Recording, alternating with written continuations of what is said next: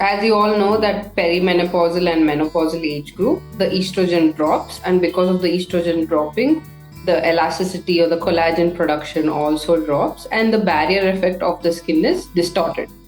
So any skin which you are like around the perimenopausal age group, we would prefer something which is hydrating, because the more matte finish, the more silicone based it is, it's going to settle into our fine lines and create more of a texture.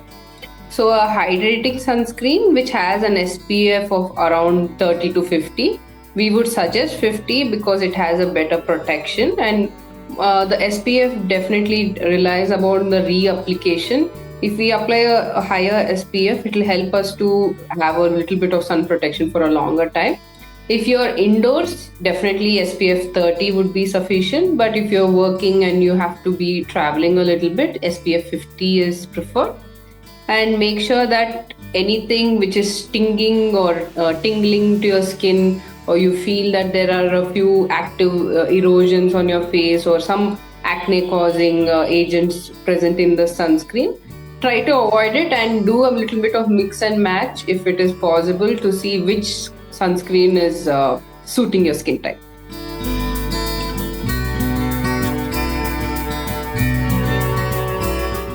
Definitely, we prefer a higher SPF, and SPF is definitely something which prevents the UVB light, and UVA is something which is prevented by a factor known as PA, which you would see in most of our sunscreen, which has PA+++ and such.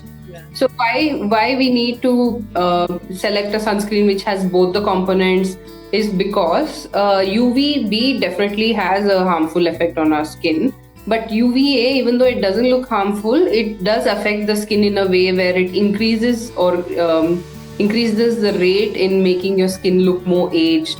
You have a droopiness, the wrinkles are more visible to the others. All that is because of the UVA. So when you're selecting a sunscreen, SPF definitely 50 more than 30.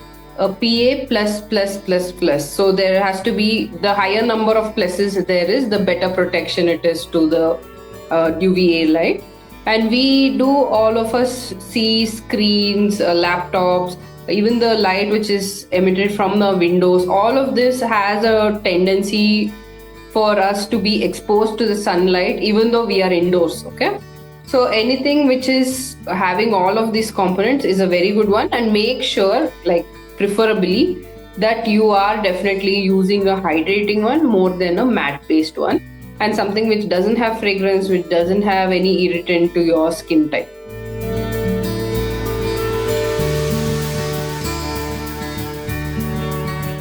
Because your aging around the perimenopausal is much more evident because of the hormonal fluctuations also. Till you're around 30, 35, 40, your hormones, even though they are a little bit causing havoc, they are still in their limit of where it's having a regular cycle. The progesterone, the estrogen are having some timelines. But when you're around your perimenopausal, the hormone fluctuations are so much that your skin is not able to understand what it is.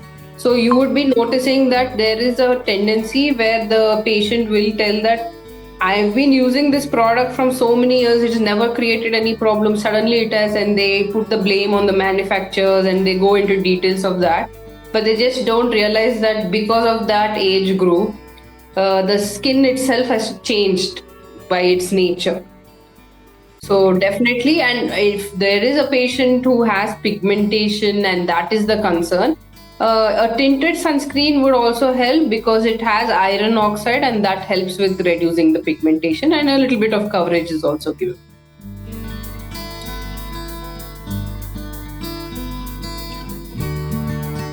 Even though UVA is, like, nowadays there's a lot of broad spectrum sunscreens which are available which combat both UVB and UVA, but UVA is a little bit of a sly agent where it aggravates the anti-aging process and causes a little bit more evidence of wrinkles, sagging, because it destructs the collagen which is present in the skin. So because of that, we have to make sure that UVA is prevented from having an impact on the skin.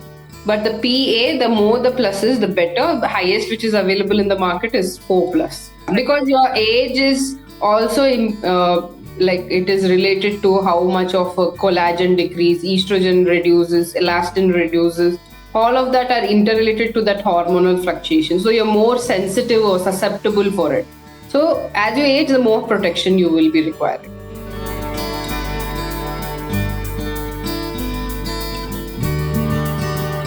Because your skin, the barrier or the oils which are naturally produced by the skin are not being produced as effectively. So there are ceramides, there are a lot of oils which are produced on the skin, which is causing like a barrier effect.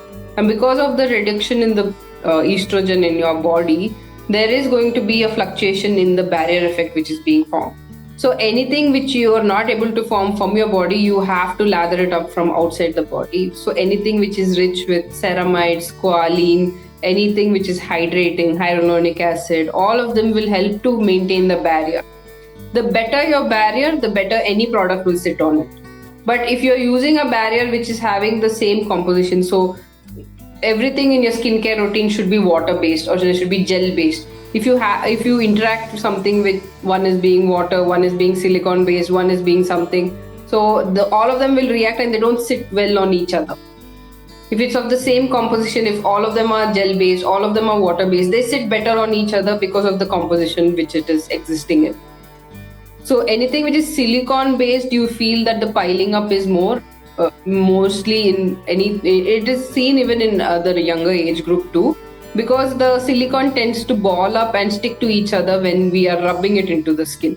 So any skincare product, try to pat it into the skin, but there is a tendency for the peeling of the skin only because your skin barrier is affected.